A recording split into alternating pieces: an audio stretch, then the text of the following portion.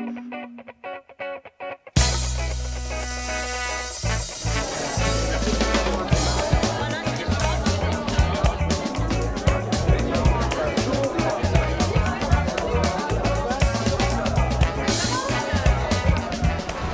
Géna, on a plutôt envie de repartir.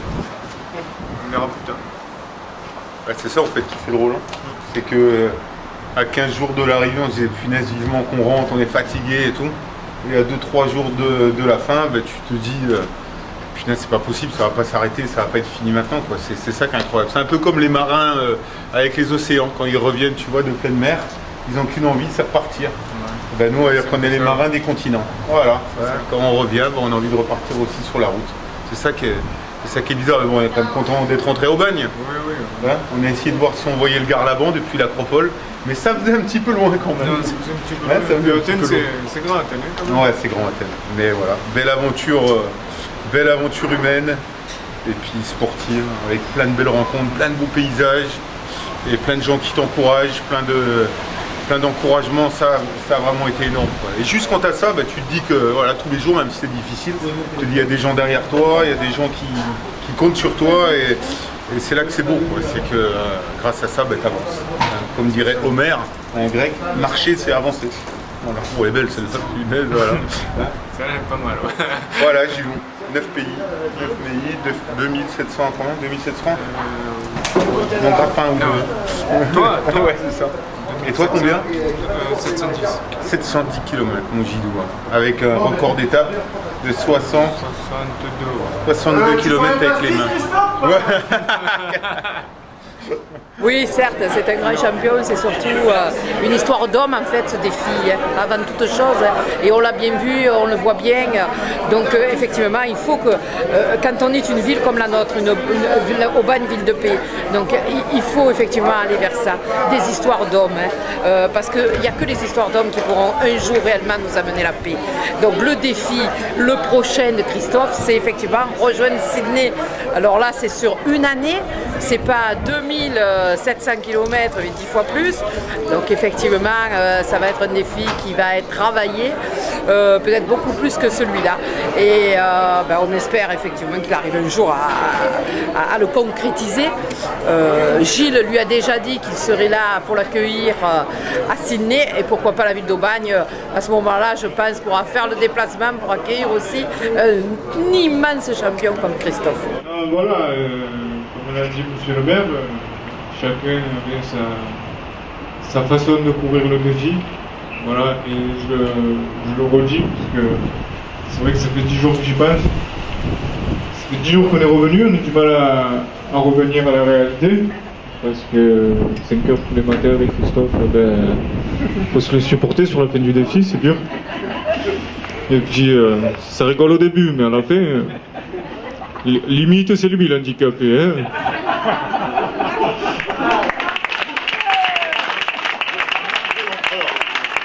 C'est ça, c'était. À la fin, c'était la marche de l'empereur, il marchait.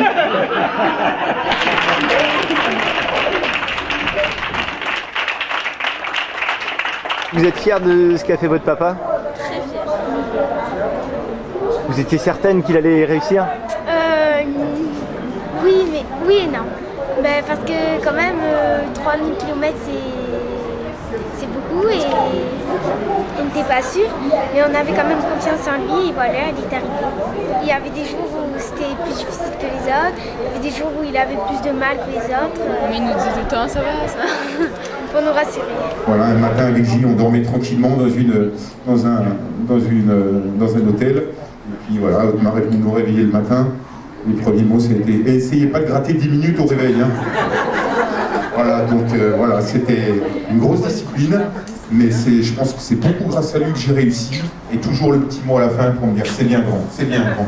Alors voilà, moi j'ai toujours été deuxième classe à l'armée. Là, j'ai été élevé au moins en deuxième classe. Première classe, caporal. Tout s'est bien passé, mais d'abord un grand merci à Christophe de m'avoir accepté comme suiveur. Et comme il a parlé tout à l'heure en question de discipline, alors il me donnait comme mission de le réveiller à telle heure. Alors pour moi c'est réveil à telle heure, ce n'est pas 10 minutes plus tard. Alors, comme il a dit, il ne faut pas gratter 10 minutes. Sinon, c'était un parcours exceptionnel. Il a suivi jour par jour, mais vraiment ces 70 à 75 km, exceptionnellement. On a vu des paysages magnifiques. Alors, mais quand même, pour conclure, le moteur principal, c'est quand même Gilles. Et moi, j'étais que une pièce détachée pour améliorer son déplacement entre Aubagne et Sydney. On va vraiment voir les gens, voilà, les gens qu'on a rencontrés. Pour moi, je m'attendais aux attaques de chiens comme à Paris, mais là, bizarrement, c'était les serpents.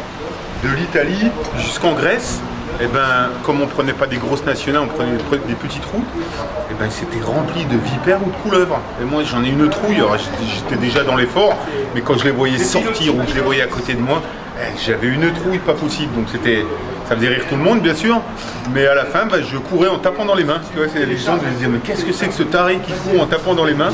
Et j'avais même mal aux mains à la fin, hein. J'avais plus des ampoules sur les mains que sur les pieds.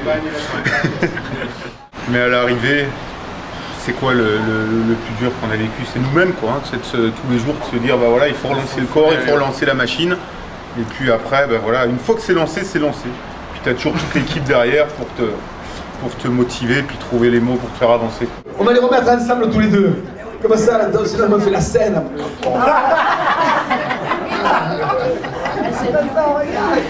Vas-y, Gilles, bravo. Bravo.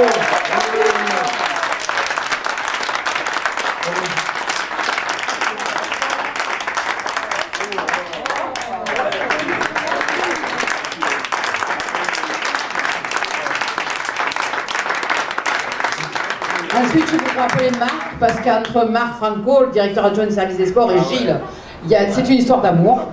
Donc, il va lui remettre son petit. Symboliquement, donc bravo Gilles, bravo Christophe. Et puis, voilà. C'est un petit quartier. Alors, si la longue vision est avec Gilles, beaucoup plus loin, il faut qu'il mette un moteur parce que il nous a fait souffrir encore sur la première étape, là, au Bagne de la Ciotat. Il y en a pas mal parmi vous qui l'ont tiré, là. Sylvie, Taya, enfin, il y avait du monde, quoi. Hein. Voilà, bonne chance et bravo encore une fois. Plaisir, hein. Ouais, vraiment, voilà. Je viendrai un petit peu à la piscine, là.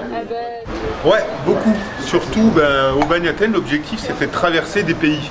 De voir comment on allait traverser des frontières avec le camping-car, avec un autre véhicule, et de tester un peu la logistique aussi au niveau de la com, au niveau des vidéos, au niveau des photos.